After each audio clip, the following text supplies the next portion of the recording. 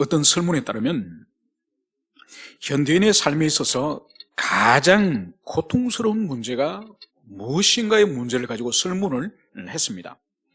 그래서 가난이나 결핍의 문제가 현대인에게 가장 클까? 아니면 육체의 어떤 질병이나 육체 연약함 때문에 고통이 클까? 아니면은 인간관계의 파괴로 말미암은 인간관계가 주는 스트레스가 클까? 이것을 가지고 물어봤습니다만 여러분들이 생각할 때는 이 대표적인 세 가지 가운데에서 어느 문제가 가장 큰 우리 심리적으로 큰 고통을, 스트레스를 준다고 생각합니까? 단연코 인간관계 파괴로 말미암은 이 압박, 이 고통이 가장 현대인 가운데에 크다고 합니다. 그리고 이 인간관계의 이 파괴는 관계가 가까우면 가까울수록 파괴력이 훨씬 큰 거죠. 그래서 가장 가까운 관계라고 할 수 있는 부부의 관계의 갈등, 그리고 부모와 자식과의 관계의 갈등, 그리고 형제지간의 관계의 갈등, 그리고 좀 더 확장해서는 날마다 만나는 직장의 동료와의 관계의 갈등, 그리고 심지어 가장 그리스도 안에서 친밀하게 하나님 안에서 한 형제 자매라 부르는 교우 간의 갈등. 여러분, 그래서 가까우면 가까울수록 관계의 그 갈등의 파괴력은 더 크고, 물질의 문제라든지 건강의 문제보다 인간관계의 이 파괴가 주는 갈등이 현대인에게 가장 큰 고통거리가 된다. 이것을 우리 모두가 인정하지 않을 수가 없습니다. 여러분, 그래서 보십시오. 성경도 정확하게 그것을 말씀하고 있죠. 창세기 3장에서 인간이 타락하여서 하나님께 범죄하고 나서 인간 공동체 안에 일어나는 첫 번째 현상이 뭔가요? 부부의 관계의 파괴가 제일 먼저 일어나지 않습니까? 그래서 아담과 하와의 그 아름다운 이런 내 뼈 중에 뼈, 살 중에 살이라고 하는 부부의 그 영광스러운 그 사랑의 고백이 더 이상 저 여자가 나를 먹게 하여서 내가 이것을 먹고 내가 오늘 이렇게 타락하게 되었나이다. 이런 남자의 옹졸한 답변을 우리가 들을 수 있지 않습니까? 그래서 타락한 이후에 제일 먼저 인간 공동체에서 일어나는 일이 부부의 관계 파괴, 가장 가까운 부부의 연합이 깨어지는 그 사건을 봅니다. 그러면서 창세기 4장에 가면은 또다시 어떤 일이 벌어지죠? 부부의 관계의 파괴보다는 더 엄청난 파괴력이 일어나니 그것이 바로 한 가정 안에 형제끼리 살인하는 형제의 살인, 가족 살인이라고 하는 사건이 일어나는 거죠. 그래서 인류 역사 속에서 최초로 인간이 인간을 죽이는 살인 사건은 전쟁터에서 적을 죽이는 그런 사건도 아니고 길거리에서 강도를 만나가지고 당하는 그런 살인도 아니고 바로 가장 사랑해야 될 형제가 형제를 죽이는 그런 사건이 일어났음을 그것을 볼 수 있습니다. 여러분, 오늘 우리가 묵상한 이 55편의 이 시편은 지금부터 3000년 전 하나님의 사람, 경건한 왕이었던 이 다윗 왕이 극도의 인간관계의 갈등, 극도의 인간관계 파괴로 말미암아서 그 심리가 얼마나 그 마음이 갈등 속에 있는지를 1절부터 5절까지 그것을 말씀을 하고 있습니다. 우리 함께 다윗이 지금 어떤 마음의 상태인지 1절부터 5절까지 함께 다시 읽어보겠습니다. 시작. 하나님이여, 내 기도에 귀를 기울이시고 내가 간구할 때에 숨지 마소서. 내게 굽히사 응답하소서. 내가 근심으로 편하지 못하여 탄식하오니 이는 원수의 소리와 악인의 압제 때문이라.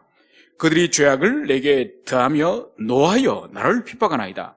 내 마음이 내 속에서 심히 아파하며 사망의 위협이 내게 이르르도다.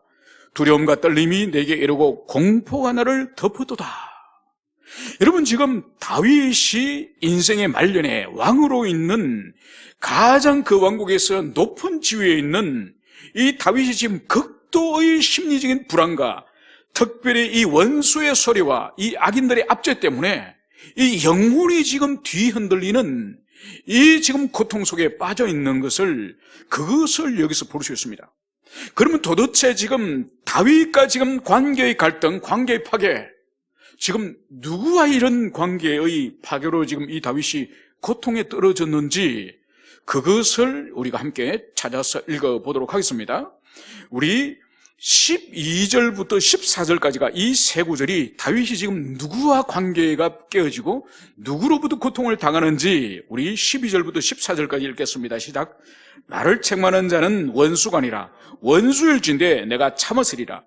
나를 대하여 자기를 높이는 자는 나를 미워하는 자가 아니라 미워하는 자일진데 내가 그를 피하였으며 숨었으리라.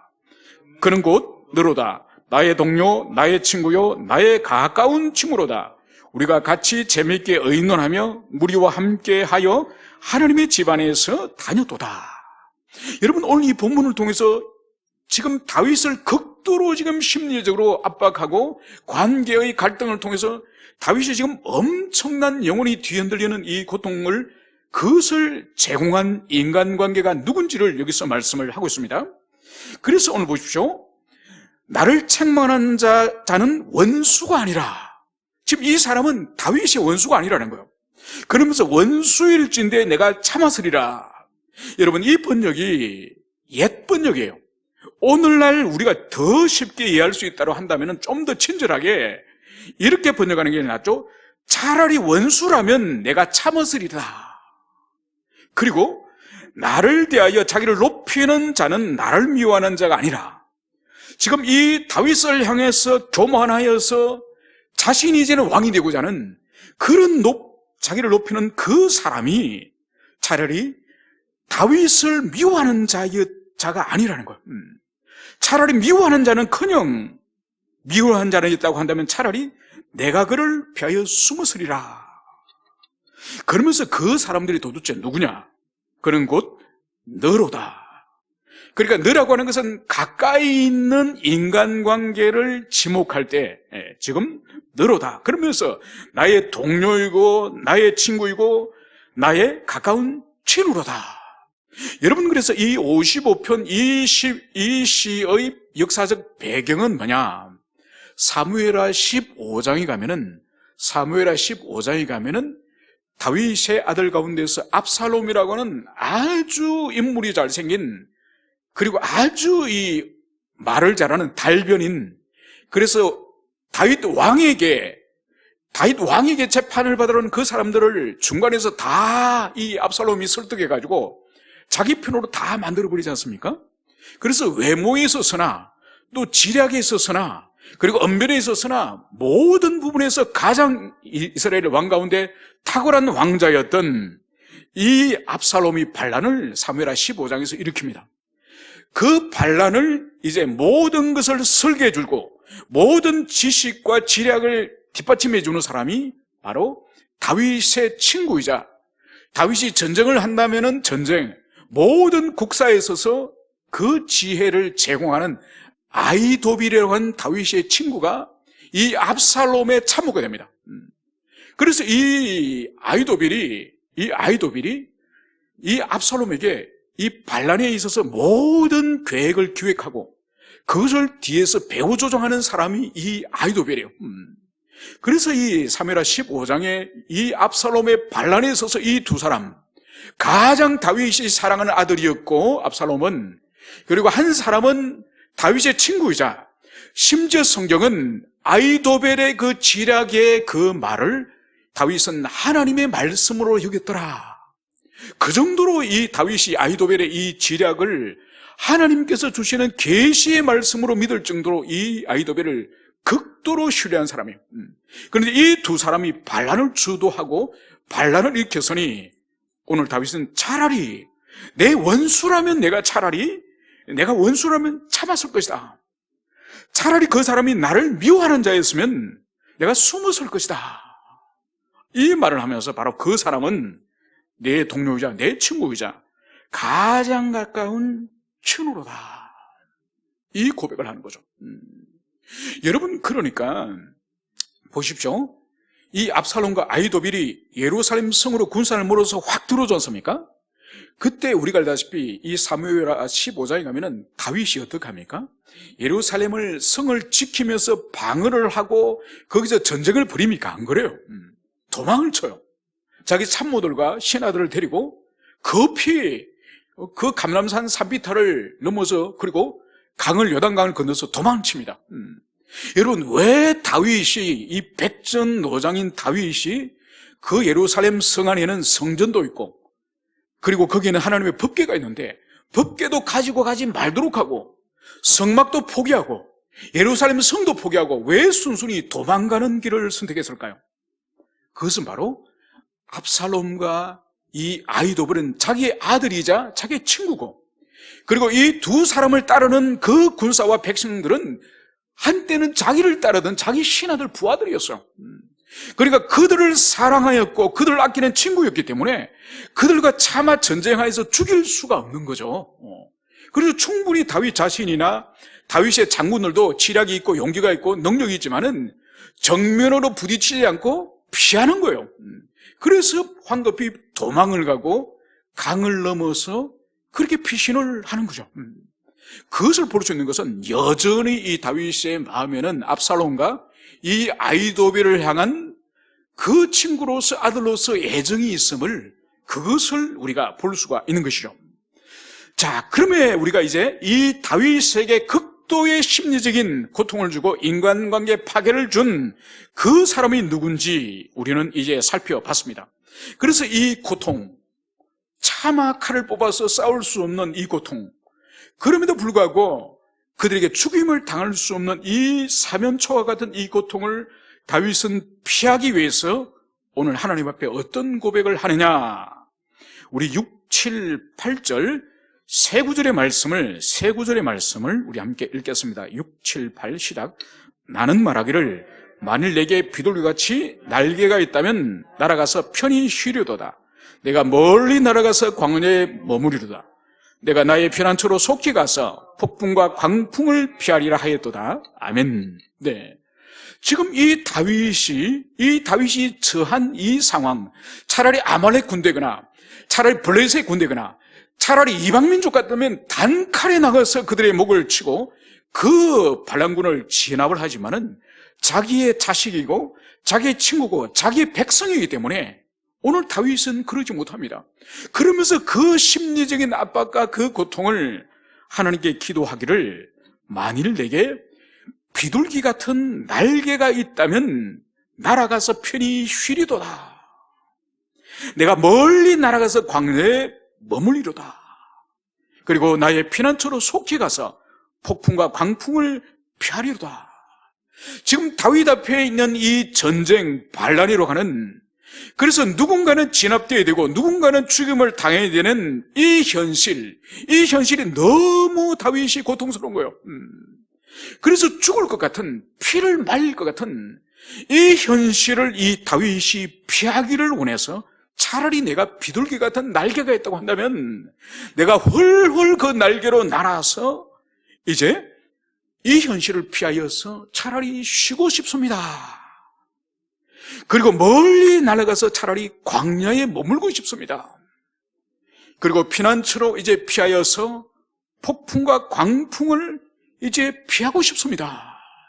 그래서 지금 자신 앞에 있는 이 아들과의 전쟁, 자기 친구와의 이 전쟁, 이 피할 수 없는 이 전쟁을 피할 수도 없고 부딪혀서 싸울 수도 없는, 그래서 이것을 차라리 비둘기 같은 날개가 나에게 있다고 한다면 훌훌 날아서 이 현실을 피하고 싶습니다. 이것을 여기서 오늘 다윗은 간절히 여기서 기도하는 것이요. 그러면서 오늘 이 다윗이 기도하는 것을 우리가 주의 깊게 봐야 됩니다. 오늘 다윗의 기도 가운데 이 구절 한 구절만 우리 읽도록 하겠습니다. 시작. 내가 성내에서 강포와 분쟁을 보아사오니 주여 그들을 벌하소서, 그들의 혀를 잘라버리소서. 아멘. 오늘 이 다윗은 자신이 지금 예루살렘 성에서 탈출해 올 때에, 탈출할 때 그 성 안에서 일어난 일을 보고 있습니다. 그 성 안에 일어난 일이 바로 뭐죠? 강포와 분쟁. 벌써 압살롬의 군대가 이제 침입해 와서, 벌써 압살롬의 군대가 이제 들어와서 이제 벌써 그 성 안에 이제 폭력과 벌써 싸움이 있는 그런 무질서와 혼란이 그 성 안에 있음을 볼 수 있습니다. 여러분, 이것이 압살롬의 군대의 진격을 통한 벌써 싸움이라 볼 수도 있지만은 또 다르게 본다고 한다면은 다윗이 패배가 이제는 예측되어지고, 그렇게 되어지니 이제 예루살렘 성 안에 있는 사람들이 이제는 거기에 무법천지가 되는 거예요.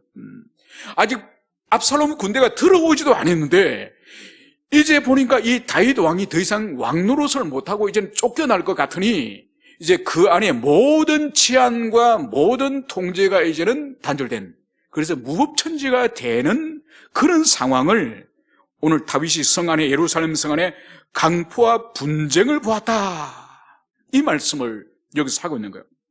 여러분, 조선왕조 실록을 보면요, 조선왕조 실록을 보면은 이 부산 앞바다 동네에서 이제 바다를 지키던 이 부산에서 보니 부산 앞바다에 새카맣게 1592년도 임진년에 일본에서 이 배들이 수백 척의 배들이 들어오거든요. 그래서 봉화를 울려가지고 이제 서울로 한양으로 일본이 쳐들어왔다는 그 소식을 알립니다. 그러면서 이제 온 나라에 이제 전쟁을 선포하게 되는 거죠, 선조왕이. 그런데 이 동래산성이, 이 동래성이 함락되고 나서는 파죽지세로 이제 밀고 옵니다. 파죽지세로. 그래서 중간에 이제 탕검대, 저기 충주에 가면 탕검대라고 큰 문경세제 배 그게 있지 않습니까? 그 탕검대에서 이 신립 장군이 배수진을 쳐요. 어리석게도. 그래서 배수진을 치면서 거기서 전멸을 당해요. 조선군이 전멸을 당합니다. 그러면서 이제 신립 장군이 탕검대에서 졌다는 소식이 한양에 급히 알려지면서 이제 선조가 드디어 몽진, 왕이 도망치는 그 일이 벌어집니다. 그러니까 이 왜군이 충주에서 서울까지가 어디입니까? 충주에서 서울까지 한 200리 정도 되거든요. 여러분, 그래서 부산에서 한양까지 이 일본군이 걸어서 오는 시간이 한 달 걸립니다. 여러분, 선비들이 부산에서 한양까지 과거 시험을 보러 올 때 한 달 걸려요. 이건 뭘 보여주는 거죠? 이 왜군이 부산에서 한양까지 한 달 걸리는 거나, 선비들이 부산에서 한양까지 과거 시험 한 달 걸리는 거나, 이건 뭘 보여주는 거죠? 거의 일본 왜구들이 조선군의 저항에 부딪히지 않고 거의 걸어서 한양까지 다 왔다는 거예요. 여러분, 그래도 충주에서 이 한양까지 200리 거리입니다. 그러니까 적어도 며칠 걸리죠. 그래서 이 선조가 신하들하고 짐을 꾸려가지고 도망을 치는데, 유승용이 쓴 그의 책에 보면은 이 무학재, 그러니까 한양 이 도성 경복궁 넘어 이제 북쪽으로 올라가려면 무학재를 반드시 통과해야 되지 않습니까? 무학재를 넘어가면서 유승용 대감이 뒤를 돌아보니까 벌써 한양이 불바다가 된 거예요. 왜군이 들어오지도 않았는데, 왜군이 들어오려면 마침 며칠이 있어야 되는데 벌써 한양이 불바다가 돼서 벌써 불타오르는 장면이 보인 거예요. 그걸 뭘 보여주죠? 왜군이 불을 것이 아니라 이 조선 왕조에 대해서 이 불만을 가진 이 조선 백성을 두고 도망치는 이 왕에 대한 정오와 미움을 가지고 이 벌써 한양 서울이 무질서한 공황 상태에 떨어진 거죠. 여기서 오늘 이 다윗이 내가 성내에서 강포와 분쟁을 보아 싸우니, 벌써 이제 다윗이 이제 도망갈 점에 벌써 이 성 안에, 예루살렘 성 안에 이제 벌써 강포와 이 포화, 분쟁, 벌써 아비규환의 그런 도가니 속에 떨어진 그것을 볼 수 있는 거죠. 그러면서 주여 그들을 멸하소서, 그들의 혀를 잘라버리소서. 여러분, 이제 다윗은 그 반란군을 자신의 군사로 쳐서 그들을 죽이는 것을 원하지 않습니다. 오늘 주님께 그들을 멸하소서, 하나님께 이 원수를 오늘 맡기는 것을 볼 수 있습니다. 그러면서 그들의 혀를 잘라버리소서. 여러분, 이것은 마치 칼로 혀를 잘라가지고 그 사람이 벙어리가 되게 하라고 하는 그런 의미로 해석하기 쉽습니다. 여러분, 원하는 그런 뜻이 아니에요. 여기서 혀를 잘라버리다는 이 의미는, 이것이 어디서 이 표현이 나누고 하니까 창세기 11장에 가면은 바벨탑을 세우지 않습니까? 그 바벨탑을 공사를 한참 진행할 때에 하나님께서 하늘에서 보시고 이 인간의 패역함을 보시고 하나님이 어떤 말씀을 삼위 하나님 간에 하시죠? 우리가 내려가서 이들의 언어를 혼잡케 하자. 이 말씀을 삼위 하나님 하시지 않습니까? 바로 언어를 혼잡케 하다는 이 의미가 오늘 여기서 혀를 잘라버린다는 이 의미예요. 여러분, 그래서 이 바벨탑을 성경은 분명하게 하늘에까지 닿게 하여서 우리 이름을 내자, 이것이 바벨탑의 목적이에요. 그리고 하나님을 의지하고 하나님의 뜻을 따르고 하나님께 순종하는 인생이 아니라 하나님과 아무 상관이 없는, 그래서 그 바벨탑을 만들 때도 하나님이 지으신 이 세계의 돌을 가지고 만드는 것이 아니에요. 진흙을 구워서, 진흙을 가지고 인간이 벽돌을 만들고, 그리고 진흙을 사용하지 않고 역청을 발라서 이 탑을 만듭니다. 그리고 그 탑을 얼마나 높이 사느냐? 하늘은 하나님이 계시는 거지 않습니까? 그래서 인간이 하늘에 닿게 하자, 이 의미는 하나님에 대한 도전이에요. 그래서 그들이 이 세상에 자기들의 이름을 내게 하자. 그러니까 인본주의 세계를 만들고자 하는 최초의 시대가 바로 바벨탑 사건이에요. 여러분, 그래서 그 시도를 하나님께서 어떻게 하셨죠? 언어를 혼잡케 함으로, 언어 체계를 혼잡케 함으로 서로 소통이 안 되도록, 그래서 이 바벨탑을 준공을, 완성을 못하도록, 성공을 하지 못하도록, 그게 하나님께서 바벨탑 사건이지 않습니까? 언어를 혼잡케 함으로, 그 의미가 바로 여기서 오늘 혀를 잘라버린다는 의미예요. 칼로서 우리 혀를 자른다는 의미가 아니라, 혀를 자른다는 의미는 언어를 혼잡케 하여서 이 바벨탑, 이 준공을 못하도록 하자는 그 의미예요. 그래서 오늘 이 다윗이 그들의 혀를 잘라버리소서, 그들의 언어를 혼잡케 하소서, 그들의 소통을 흩어려버리소서, 이 의미예요. 여러분, 이 말씀은, 이 다윗의 기도는 사무엘하에서 실제로 이 다윗이 이 기도를 해요. 사무엘하 15장 31절에 가면은 이제 다윗이 쫓겨가지 않습니까? 쫓겨가면서 지금 예루살렘 안에서 어떤 일이 벌어지고 있는지 그 소식을 듣습니다. 그것이 바로 뭐죠? 이 아히도벨은 지혜에 있어서는 이 이스라엘에서 최고의 지략가요. 그러니까 다윗이, 그리고 이 반란자, 이 압살롬마저도 이 아히도벨의 아이디어, 이 아히도벨의 지략을 아버지 다윗도 하나님의 뜻으로 알고, 또 압살롬도 이 아히도벨의 이 모략을, 이 지략을 하나님의 뜻으로 알 정도로 이 사람은 대단한 사람이에요. 그래서 이 예루살렘에서 도망을 쳐서 지금 요단강을 건너서 광야로 도망간 이 다윗을 어떻게 하면 완전히 소통할 것인가? 그래서 이 아히도벨이 이 반란의 왕, 샤론 왕이 된 이 압살롬에게 어떤 아이디어를 내죠? 지금 급히 군사를 풀어서 요단강을 빨리 건너가서 지금 광야로 도망치고 있는 그 다윗을 죽이고 군사를 소탕하십시오. 이것이 아히도벨의 지략이에요. 그런데 여기에 이 다윗의 또 다른 친구인 후세라고 하는 친구가 있습니다. 이 후세라고 하는 친구는 다윗이 보낸 다윗 편의 친구예요. 그런데 이 후세는 그렇게 말하지 않습니다. 왕이시여, 왕은 이제 이스라엘의 왕이 되시는데 급히 그렇게 사람을 보내가지고 다윗을 죽이는 것은 왕답지 않습니다. 온 천하에 이스라엘 모든 지파의 군대를 다 모아서 그 구름대 같은 이 군사들을 이끌고 가서 다윗을 소탕하십시오.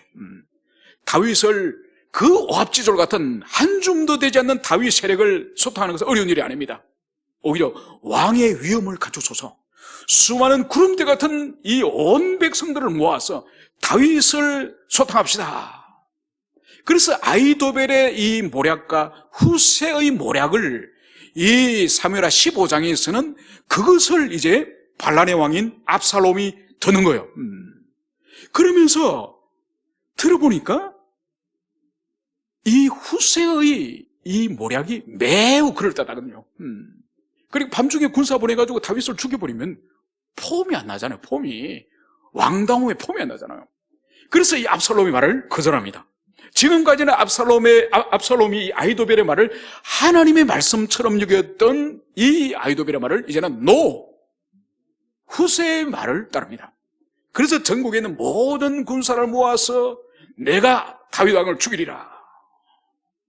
그러면서 이 아히도벨이 직감하는 거예요.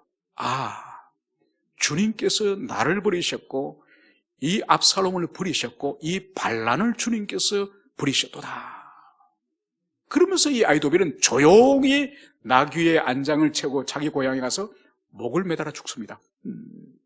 여러분, 오늘 여기서 그들의 혀를 잘라버리소서, 이 의미는 바로 압살롬을 자리에 앉혀놔놓고 지금 아히도벨과 이 후세가 다 자기의 아이디어를 내놓고 어떻게 하면 다윗을 죽이는 것이 효과적인가, 이 계획을 하나님 바로 그 모략을 폐하소서, 그 아히도벨의 모략을 하나님 폐하소서, 이것을 다윗이 이 사무엘하 15장 31절에서 그 기도를 합니다. 그 기도를 하나님이 들어주시고 바로 아히도벨의 손을 들어주는 것이 아니라 후세의 손을 이 압살롬이 듭니다. 그러면서 결국은 다윗은 구살생으로 살아나고 아히도벨은 자살을 하고, 그리고 드디어 압살롬은 요압이 던진 창에서 찔려서 죽임을 당하지 않습니까? 그래서 반란은 제압을 당하는 거예요.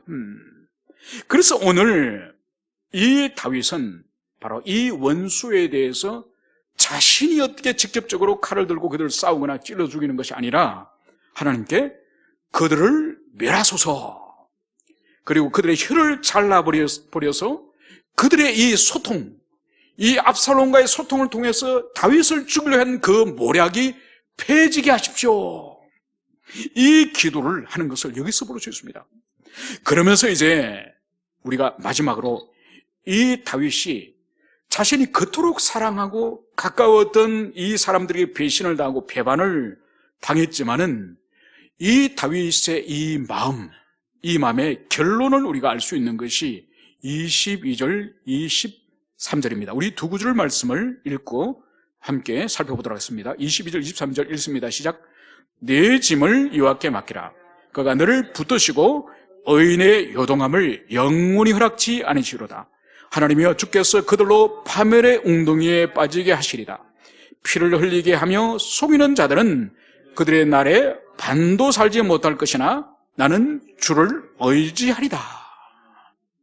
여러분, 가장 사랑하는 사람에게 배신을 당하고 가장 사랑하던 사람들에게 위협을 당하였던 이 다윗이 이 시를 끝내면서 이런 엄청난 인생의 위기와 위협을 이 사면초가 이를 당했지만은 이 다윗이 결국은 돌아가고 결국은 의지하는 분은 여호와 하나님 한 분밖에 없음을 여기서 보여주고 있는 거죠. 그래서 내 짐을 여호와께 맡기라. 여러분, 다윗의 짐이 뭐였습니까? 왕국을 빼앗기고 왕위를 빼앗기고 자기 생명을 아들과 친구에게 뺏기는 이 인생의 무거운 이 짐을 하나님께 기도하였고 하나님께 맡겼을 때에 그 원수들이 죽임을 당했습니다. 그리고 왕국을 다시 회복하였습니다. 그 인생의 사면초가 같은 그 문제도 하나님께 맡겼을 때에 하나님이 그 어인 다윗을 도우시고 함께 주셔서 다시 왕위를 회복하고 왕국을 회복했던 것처럼 우리 인생도 오늘 마찬가지입니다. 이 다윗이 경험한 이 정도의 무게, 이 정도의 위기를 가진 사람은 아마 많지는 않을 겁니다. 그렇기 때문에 우리 인생의 어떤 형태의 짐, 어떤 형태의 그 스트레스, 어떤 형태든지 그 고통, 환난, 그것을 오늘 이 다윗은 내 짐을 여호와께 맡기라, 이것을 우리 주님께서 우리에게 지금 말씀하시는 거예요. 그래서 우리 인생의 어떤 건강의 문제, 경제적인 문제, 우리 인생의 진로의 문제, 우리 인생의 가족과의 관계의 갈등의 문제, 여러분 수많은 형태의 짐들이 우리에게 여전히 있습니다. 오늘 주님께서는 그것을 바로 너가 지려고 하지 말고, 너가 그것을 지려고 하다 넘어지고 자빠지지 말고 여호와께 맡겨라. 여러분, 그래서 우리 예수님께서도 뭐라 그러시죠? 수고하고 무거운 짐자들아 다 내게로 오라. 내가 너희를 쉬게 하리라. 그리고 내 멍에는 가볍고 쉬우니 나를 따라 배우라. 주님 그렇게 말씀하지 않으셨습니까? 여러분, 그래서 그리스도 안에 있다고 하면서 신앙인을 하면서도 인생의 문제를 자기가 짊어지고 자기가 해결하려고 하는 이 사람만큼 사실 불신앙의 사람, 미련한 사람이 없는 거예요. 그래서 구약의 여호와 하나님께서나 신약의 그리스도 예수께서 내 짐을 여호와께 맡겨라, 이 말씀을 주님께서 하시는 거죠. 그러면서 그가 너를 붙드시고 의인의 요동함을 영원히 허락지 아니하시리라. 여러분, 우리 인생을 주님이 붙들고 계시는 것을 여러분, 그것을 깨달아요. 그것을 우리가 체험해야 돼요. 여러분, 그럴 때에 우리가 붙들고 계신 그 주님께 맡길 수 있는 거예요. 여러분, 그래서 우리가 신앙생활을 하면서 주님이 내 인생을 책임져 주시고 붙드시고 보호하신다는 것을 체험하지 못하면 그 사람은 불행한 사람이에요.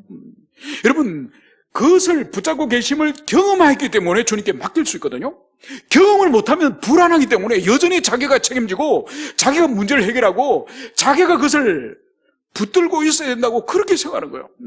그래서 우리가 주님께 믿고 맡길 때 주님이 붙잡아 주시는 거예요. 그리고 붙잡아 주시는 것을 경험할 때 이후에도 계속적으로 그분께 우리가 맡길 수 있고 그분이 붙잡고 계심을 신뢰하고 믿을 수 있는 것이죠. 여러분들에게 주님께서 붙잡히시는 그런 경험이 있기를 축원합니다. 그러면서 이제 마지막으로 이제 하나님이여 주께서 그들로 파멸의 웅덩이에 빠지게 하시리다.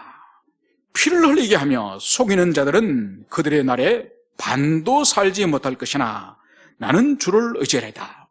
여러분, 여기서 악인에 대한 아주 두려운 말씀이 여기 있습니다. 파멸의 웅덩이에 빠지고.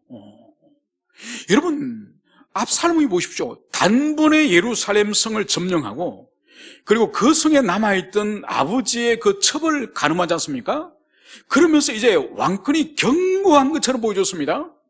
그래서 그 군사를 이끌고 일선에 지휘하러 나가다가 어떤 일이 벌어졌죠? 자신의 육체 가운데서 가장 자랑스럽게 여기는 신체의 부위가 어디죠? 머리카락이 얼마나 왕성하고 생명력이 강했던지. 그런데 그 머리카락이 나뭇가지에 걸려서 나귀는 밑으로 빠져나가고 그 나무에 이 머리카락 때문에 대롱대롱 매달리게 된 거죠. 거기다가 이 요압이 창을 던져서 바로 다트에 이제 표적을 던지듯이 그냥 창에 꽂혀서 이 압살롬이 죽지 않았습니까? 그래서 여기서 파멸의 웅덩이에 빠지게 하시리다. 그리고 피를 흘리게 하며 속이는 자들은 그들의 날에 반도 살지 못할 것이나. 여러분, 아히도벨이 자살하여 죽죠. 압살롬이 젊은 날에 죽임을 당하죠. 여러분, 결국은 이 다윗, 하나님의 종이었던 경건한 왕이었던 이 종을 대적했던 그 원수들은 결국은 자살로 인생이 끝나든지 아니면은 젊은 나이에 죽임을 당하는 이 원수의 비참한 인생을 여기서 고백을 하고 있는 거죠. 여러분, 그렇기 때문에 악인들이 일시적으로 세상에서 왕성이 일어나서 교회를 박해하고 믿는 자를 박해하고 하나님의 자녀들을 핍박한다 할지라도 여러분, 그 사람들과 직접 싸우려고 하거나 그 사람들 향해서 도끼를 마음에 풀려고 하거나 미워하거나, 여러분, 그것은 주님의 뜻이 아니에요. 그들의 인생을 짧게 하며 그들을 파멸의 웅덩이에 빠지게 하며 그들의 인생의 절반도 살지 못하게 하시는 분은 하나님이시니 하나님께 다 맡기셔야 되는 거예요. 악인을 공정하게, 정당하게, 완전하게 처리하고 심판하실 하나님이 살아계시기 때문에 자신이 마치 하나님인 것처럼 직접 심판과 파멸을 집행하려고 하는 그것은 옳지 않습니다. 오늘 이 다윗이 하나님께 기도와 간구를 통해서 그들의 운명을 하나님께 맡기셨고, 공의 하나님, 이 하나님께서는 압살롬이나 아히도벨을 공정하게 주님이 심판하셨던 것처럼 우리 인생에도, 이 시대도 교회를 박해하고 영혼과 인생을 박해하는 모든 악의 세력에 대해서는 주님께서 이 악인들을 다루셨던 것처럼 앞으로 여전히 그렇게 다루실 것을 우리가 신뢰하며 우리는 기도와 간구를 하며 주께서 우리를 붙드신다는 것을 신뢰하며 우리가 주님께 내 짐을, 우리 인생의 모든 짐을 주님께 맡기시는 여러분들 되시기를 축원합니다.